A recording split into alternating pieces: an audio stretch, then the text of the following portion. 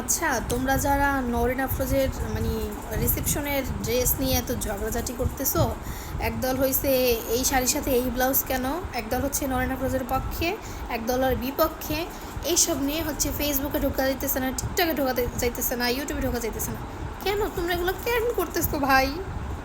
ওর বিয়ে করে ওর বিয়ে যা খরচা হয়েছে এর 3 গুণ উঠাই ফেলছে ওর ফেসবুক দিয়ে এখন পর্যন্ত।